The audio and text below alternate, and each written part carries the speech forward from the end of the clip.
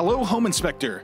Mike Crow's next Home Inspector Mastermind meeting is coming up soon, and you are invited. Join Mike Crow, the father of Home Inspector Marketing, along with Davey Tyberski, America's Chief Profit Officer, for this gathering of some of the most successful minds in the home inspection industry. During this meeting, you'll discover how to increase your home inspection revenue, improve your cash flow, and boost your bottom line. Plus, this meeting is 100% absolutely guaranteed, so you have nothing to lose. Take advantage of this opportunity now and find out more at coachblueprint.com/invite. That's coachblueprint.com/invite. And now, here's Mike.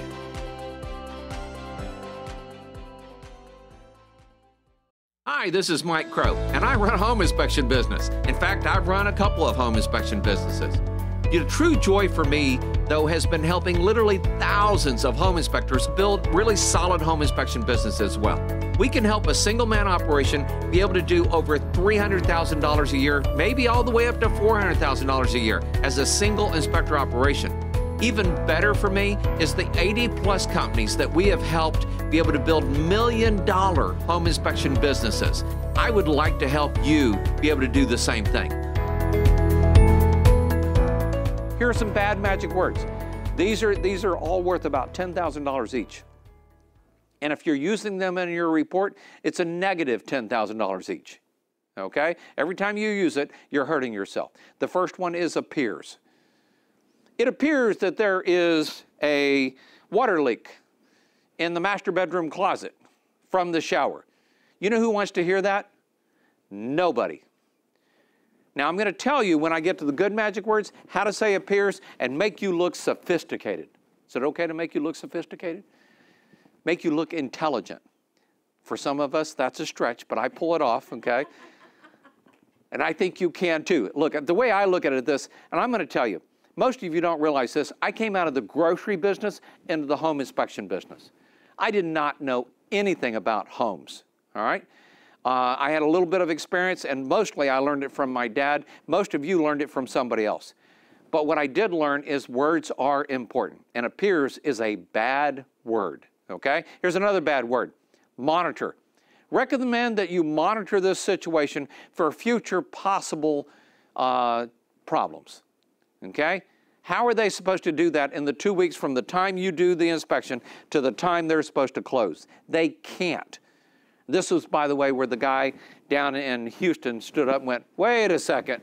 No, I mean, you absolutely should be able to tell them to monitor something. It doesn't mean they have to monitor it right now between here and here. You should be able to monitor it for, the next 5 years if you need to. You should tell them they should need to monitor it. How many inspections have you done? 25. Great. When you've done 10,000, come back and tell me that again, okay? I know it sounds heartless. I know it sounds brutal, but you know what? Here's the other thing is CYA language, right? Sage, do you know what CYA means? Good for you. I'm proud of you, Dad, okay? But I always find somebody in the audience that's young. Preston, do you know what CYA means? Of course you do. Okay? Everybody here does because everybody, is brilliant. There you go. As my wife says, everybody here is brilliant. And I want you to understand that when agents see CYA language, they recognize it real quick, and either one of two things comes up. Either one, you're a brand new inspector, and you do not deserve to be on their list. Or two, you are a veteran inspector that absolutely does not have a clue of how to make sure you do a good home inspection and make people feel comfortable, and your whole thing is just to make sure you don't get sued. Which, by the way, our job really is as much to help make sure the real estate agent doesn't get sued as much as the buyer gets what they need. Most home inspectors forget the reason we got into this business is because real estate agents got sued, and our job is to make sure that we're protecting everybody in the process by helping them know what to do and what not to do. Here's another one you will never see in my reports. And everybody wants to argue about this one too, and I'm not arguing. North, south, east, and west. On the east side of the house, on the west side of the house, on the north side of the house, on the south side of the house. Even as I say this, my house comes to mind and I know what every side of those houses are, right? But I will tell you that 25% of people are directionally challenged. I know that because I'm one of them. But there are people, because of different pieces of information, are directly challenged, right? You ever told anybody turn east and they went, which direction is east? Turn left, okay, turn left. Oh, okay, I got that one. This is my left, right? So anyway, the way it really hit me was we used to write up reports, and we were out, and I had written up that there was a crack in the brickwork on the west side of the house, and recommended a structural engineer, which, by the way, that's a funny term. I don't know if you know this, but there is no such animal as a structural engineer, okay? But we call them that all the time, right? So you try not to, you can say things and then smile when you say it so they know that you know, all right? And after the inspection, me, my dad, and my brother-in-law were out, and we get the phone call going, hey, we're looking at the west side of the house, and we don't really see a crack. In fact, all I see here is an expansion joint. Is that what he saw? The expansion joint, and he thinks that's a crack? So we drive half an hour back, all three of us, right? I get out of the van, because I'm sitting in the back, because I've been typing, all right? And I start to head towards the west side of the house, and everybody's standing out there and go, hey guys, we're going to take a look at the west side of the house. And you could see it in their eyes. And one of them even said it. Oh, that's the west side of the house. So we all walk over to the west side of the house. They go, oh, that crack. Yeah, we should get a structural engineer. I was so mad. Then we get back in the van and we drive half an hour back to where we were. Think about that. That's half an hour for me, half an hour for my dad, half an hour for my brother-in-law. That's an hour and a half times 3. That's 4.5 hours wasted because I had north, south, east, and west on reports. So now I don't do that. I'm going to give you some of the verbiage that'll help with all of that. So there are good magic words. These are my favorite. I do this whole presentation to get to this slide right here because this is my favorite. And each one of these words is worth at least $10,000 each, right? Help.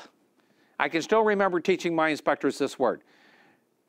Recommend caulking to prevent water penetration, right? Sounds like a good statement until that doesn't fix the water penetration, right? Recommend caulking between the window and the exterior brickwork to help prevent water penetration. Much better phraseology. And so that word became one of the first that I ever taught my inspectors. It was kind of funny because I was sitting at a Denny's and we had 4, 5, or 6 inspectors there, and I was teaching this word, teaching them how to use it, how to say it, how to use it in their notes and everything. And a guy gets up and he comes over and goes, that has been one of the most interesting conversations I've ever heard. By the way, I'm the city inspector for Grand Prairie, and I just want you to know, if you ever need another inspector, give me a holler.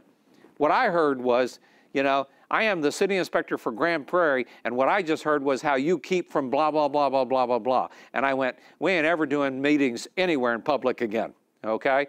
And I haven't ever since that. I don't want the public to hear what I'm teaching my inspectors because they won't understand something because it'll be out of context. At least that's my fear. By the way, if I haven't told you, I'm paranoid, okay? I do believe they are out to get you. So that's one of the reasons I love teaching you some of these phrases. Here's the next thing. I don't write this up at all, but I've even used it 2 or 3 times during this presentation. If you go back and replay this presentation, you will find out I used percentages. The human brain loves percentages. So here's the way that this really came into play was, you noted that the shower leaks, right? And then what's the next question they want to ask? Where's the leak coming from? Like I should know what's happening inside walls, right? So over a period of 10,000 inspections, here's how I learned to answer that question. Well, because we have a lot of water coming out, there's a very good chance that there's a water leak from the shower pan. That's if there is a shower pan. Some showers don't have them, okay? I don't know whether this one does or doesn't, but it could be from the shower pan. Second, because of some of the caulk and grout that's missing, there's oh, by the way, a 75% chance that it's the shower pan, okay? There's probably a 20+% chance that it's coming from the caulking and grouting that I mentioned probably needs repair, right? Also, you'll notice up here where the shower head is and everything, that's a 5% chance that it's coming from there. That adds up to 100% if you've been adding up. Now let me tell you the kicker. There's a 5% chance it's coming from somewhere else completely, and we don't know.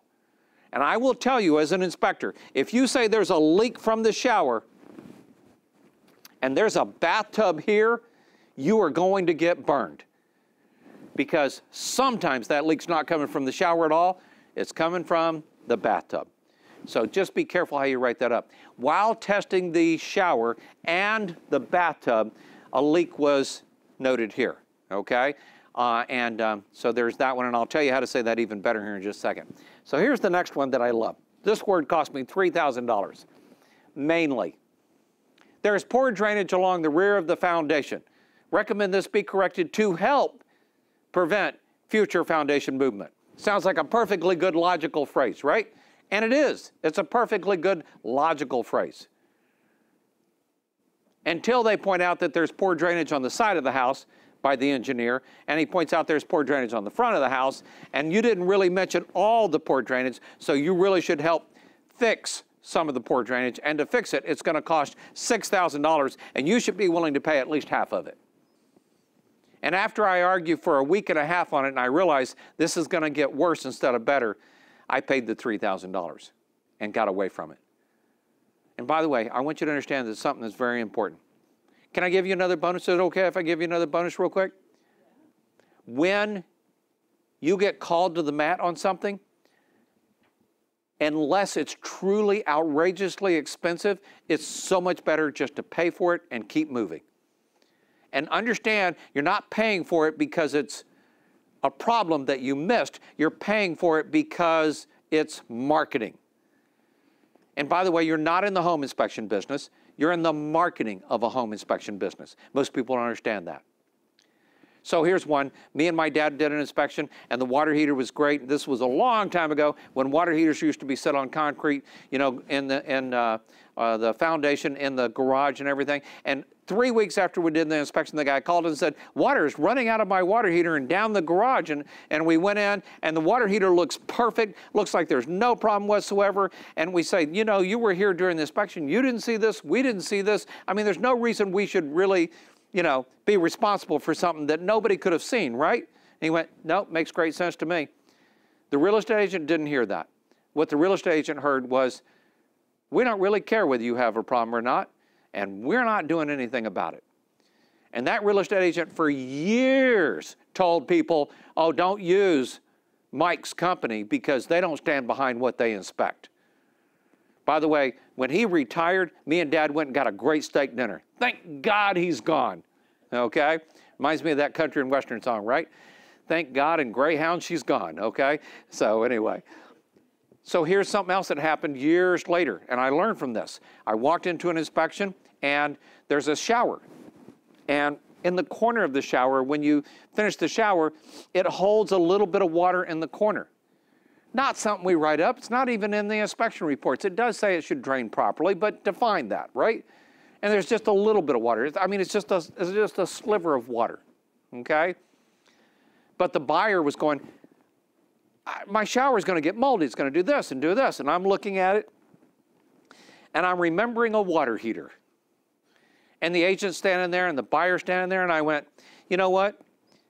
I kind of understand what you're saying, and if it were my house, I probably would have liked to have seen that written up. And I'm going to tell you that no home inspector is required to write that up. There's really not anything wrong here. However, what I'd like to do is just fix this for you. So how about I have a shower pan guy come out and pull the tile out, replace it, and put it down a new shower pan and everything, and re-level this so that it drains absolutely perfectly. How's that sound? And the agent, you can hear the agent behind me going, you would do that? I said, yeah. And the buyer's going, look, man, if you do that, I said, I'm completely happy. I said, I just want to make sure that you understand. Home inspector didn't do anything wrong. On the other hand, I want you to understand that, you know, you hired us to do an inspection. I want to make sure that you know you hired the right company. And I will tell you really clear, one of the reasons I'm doing this is because Mary recommended us to you, and you said, yes, Mary, and I want Mary to know that anytime I say we're going to do something, that if something happens, we're going to stand behind it. And we all left, and he was happy. And it cost me $1,000 to fix that shower, give or take. And then I'm standing at a real estate office about 6 months later, right? Some of you may have heard of Henry S. Miller. That was a real estate office back then in the old days. And I'm in there and I'm speaking to this group of agents and I'm doing a presentation. And towards the end, one of the things we teach our guys to stand up and say is, by the way, have we worked for anybody? How are we doing for you guys? She goes, oh, can I say something? I knew I recognized her, but I didn't remember who she was. And she stood up and she told that whole story about the shower. And then she told everybody, if you're using any company besides Mike's company, then you get what you deserve, because not once has he ever let me down. Was that worth $1,000? You bet it was. I wish we'd done that on the water heater, right? Okay? So here's the other thing is, remember north, south, east, or west we're not doing? Front of house, rear of house. Garage side of house, bedroom side of house. That's what you'll see on our reports. And you know what? Everybody gets that. Everybody knows what the front of the house means, right? I know it sounds hysterical, but they do. You say garage side of house, they know what that means. By the way, if you got a huge home and it's really difficult, then you can use more complicated language, okay? And take a picture and show them the picture of where it is if you need to. But it gets simple, right? And by the way, on the inside of the house, I call it first bedroom, okay? Or middle bedroom, or front corner bedroom, or rear corner bedroom. I keep it pretty simple, pretty straight, but I never call it the northeast bedroom, okay? Never call it by that names.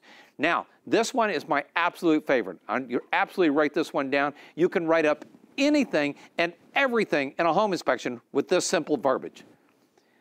And by the way, this replaces the word appears. All right? Indications of blank, evident by blank. There are indications of past water penetration in the master bedroom closet next to the master bedroom shower, evident by carpet tack strips that are water stained or water damaged, depending on how you want to say it, right? And then what I started adding in, however, and this is important, this is a great one, however, there are no indications of water penetration at this time. And people go, well, why'd you write it up? Because I got 3 stinking phone calls in a month going, you didn't tell me about the leak in my shower. And I went out and 3 times I proved to them there was no leak in the shower. But the carpet guy came in and he wanted to replace the carpet and he went, oh, your shower leaks. And so, you know, that voids all the warranty on the carpet and everything. You should call your inspector. And I went, okay, I need to write this up and tell him there's a past indication of, okay? And is that in standards of practice you write that up? No. But I want you to understand it because of different things. Next one, recommend versus repair. So there's a guy sitting on the stand, right? And the lawyer gets up and goes, can you tell me how fast you think the person was going when they smashed into your car? Oh, they must have been going at least 40 or 50 or 60 miles an hour, okay? Thank you so much, all right? And then the other lawyer gets up and he goes, so I understand that you think they were going pretty fast, but when they bumped your car, because there was really no damage, right? How fast do you really think they were going? You understand how the words can be so different? So when you say repair, you've said smashed, okay? When you say bumped, you've said recommend be corrected, okay? It's completely different verbiage, but you've said the same thing. Recommend be corrected or repaired. Which one do you want to use? Which one do they want to see? Recommend it be corrected is so much easier. Not visible versus unable to determine. Not versus, but with that. So one of the things that people love to do as home inspectors, right, is hold us accountable to being able to see everything inside a house. That means everything inside the walls. And one of the things that I learned at a certain point in time was there's no way I could do that. And so one of the things was, for instance, people would tell us that we would write up simply something along the lines of recommend caulking repair for the tub shower enclosure to help prevent water penetration, right? And then I had one stinker, and by the way, he wasn't the only one, but he was the worst one. And he would do it, and he would get to the door, right, of the bathroom, and he'd go, hang on a second. I haven't walked into the bathroom yet, have I? No. Is that the shower we're talking about? Yeah. Well, I can tell you before I even walk into the bathroom that needs more than caulk grout repair. In fact, when I pull the tile off, you're going to see that there's mold and mildew and all kinds of damage to the sheetrock. And when I pull the sheetrock off, you're going to see that there's all kind of water damage to the studs inside the wall. And he said, we really need to pull all that out and replace the studs probably, or some of them, replace the sheetrock, and then put all new tile up. And that's not going to be a $40 job. Back then, that was $40 to recaulk something like that. He said, that's going to be about a $2,000 job. And you're telling me your inspector told you all you needed was a little caulk grout repair? And then I would get the phone calls, right? And so what I figured out was, if you try to tell anybody why you wrote it up that way after you leave the house and somebody else has done this, you're making excuses. If you tell them before you leave the house that this is going to happen, and then it happens, then they just smile, okay? So one of the things we did was we wrote it up, and then we told them probably what some plumber would tell them unless they got the right guy. And you need to ask your real estate agent because she knows the good guys, okay, in most cases. And you need to understand that it needs caulk and grout repair. And then you write in there, unable to determine condition of underlying materials. That phrase has saved me tens of thousands of dollars, okay? Here's another time. Anytime you see water penetration anywhere, you write it up that way. Anytime you see water penetration anywhere, you write it up that way, okay? And it's so simple and straightforward. So one time we had soffits, and they were just completely wet and damaged and water damaged and everything, and my guy did not use the phrase unable to determine condition of underlying materials, right? So they came in thinking, okay, we're going to replace all the soffits and pull them all out. And you know what they found? Some yahoo had put all the rain gutters inside the soffit area, and they were all rusted out. Now they wanted us to pay to have all the rain gutters replaced, even though they were not visible, because we didn't tell him. Had he used that verbiage, it would not have taken me a week to get away from that. I would have had one conversation and I would have been done. Now, I did spend a week on it and we did get away from it, but I shouldn't have had to, okay? Because if we'd used that phrase. Last one, a couple last ones I want to mention real quick is past problems. In Texas, we're required to say, hey, there's been repairs to the roof. And that's one of the places where that has come in handy, is there's been past indications of repair to the roof evident by different color shingles around this area, or around this sky lamp or whatever, or skylight, okay? Everybody goes, oh, okay, all right. And usually it makes me look at the whole roof a lot closer for any leaks or anything else, because once you see one repair, it may mean they should have repaired a lot more. Maybe there was hail damage and they decided to fix what they had to, but not what they needed to, okay? Or maybe, you know, would have been required by insurance or whatever, all right? And so, especially on the shower one though, the shower one is saved me thousands of dollars. Last one is 6th grade reader level versus, you know, technical terms. And we already talked about this. So inside AC unit, outside AC unit. So you have that working for you. Only got a couple more little points here real quick that I want to point out and keep this simple. And that is that you need to create macro keys that will basically help you be able to put all these things in there for you. One of the things that we do is help give you the macro keys that I've used. And by the way, anybody tells you they have 10,000 macro keys, run. For starters, there's no way in the world you're going to remember 10,000. I have maybe 300, and we start teaching our inspectors when we train them, 10 this week, 10 this week, 10 this week, 10 this week. So by the end of 8 weeks, they've already memorized like half of them, or a third of them, all right? And so it's very important just to be able to do that. And then we try to label them so they're easy to pull up. So in a lot of report systems, you have to pull this up, and then pull this up, and then go here, and oh yeah, that's the phrase I want. So we type in, we call them Z keys. We type in Z and then like PG. And that puts in my whole plumbing and grout note. Done, all right? And so you should hopefully be able to do things similar to that.